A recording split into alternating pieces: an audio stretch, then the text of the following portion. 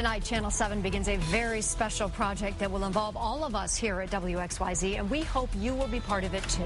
It's Detroit 2020, and it's about what we can do in the present to improve our future. It's about the city, the suburbs, and the people who make up the region we proudly call Detroit. Detroit. It is a 7-county region that some 5 million people call home. Detroit, a region left behind by the industry that defined it. Detroit in 2011, we're at a crossroads. The decisions made today will shape Detroit in the decade to come. This is the tale of two cities. One flourishing, one failing. One of them could be Detroit 2020. It's make or break time in Southeast Michigan. Things won't get better in the D until we can get from point A to point B. That means transportation. We are a disconnected region.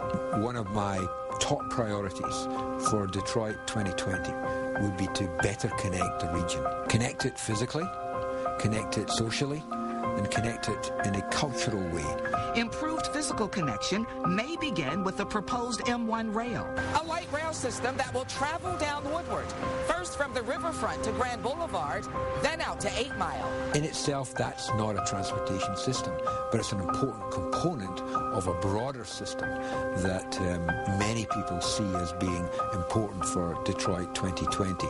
If we build it, they will come to work, to play, to visit. If we get some transportation, I think Detroit will be compared to Chicago.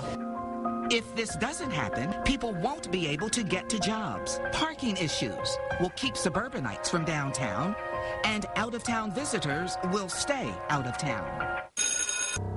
Another important element, education. A research project by the Knight Foundation shows that people in this region think their education is pretty good. But the quality of our universities and suburban schools is largely responsible for that view. To improve the education K through 12 in the city and keep those students here so then they can become more productive members of society. Better education will lead to more stable neighborhoods, a bigger tax base, and a better trained workforce. Right now, African American males in the city of Detroit have the lowest graduation rate in the United States. If this continues in 2020, the city's rebirth will be stalled. If the educational system is not together, then I don't see any hope for that area.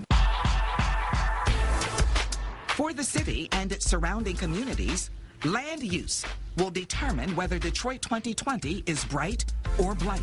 We have to recognize that a crisis years in the making cannot be fixed overnight, nor can it be fixed without the support and participation of our total community.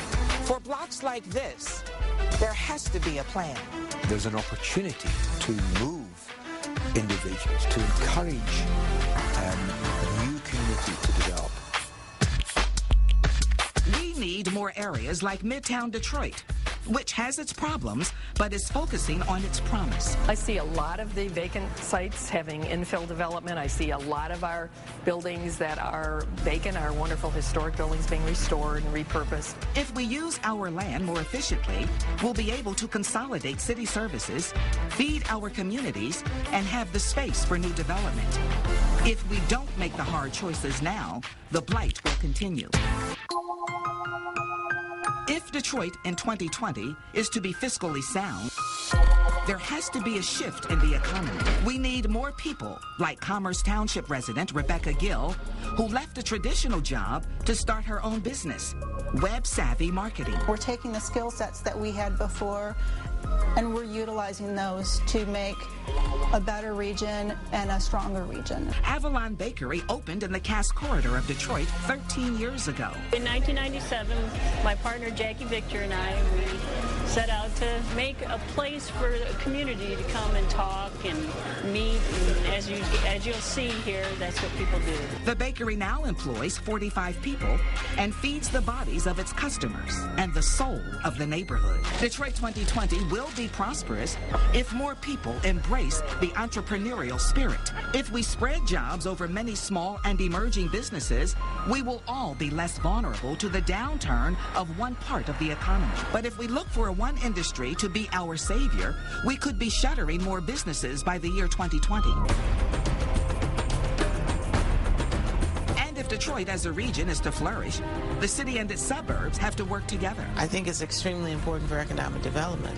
I think it's important for people to start thinking differently. That means removing barriers like race, class, and culture. How can your success benefit me, and how can my success benefit you? And in the end, we all are going to move forward. This is the time when we can all make a difference. Detroit is an amazing place to live. The city's mine, even though I don't live there. I've had fantastic opportunities here. We need to work together. Detroit is actually a great place to live. 2020 will be fantastic. Detroit 2020 begins right now. And we're all excited about this new initiative. In the months to come, we will be examining all these issues, plus much, much more. We urge you to tune in and watch our reports. But more importantly, we hope you will unite with us, become inspired, and take action to make Detroit an even better place to call home. And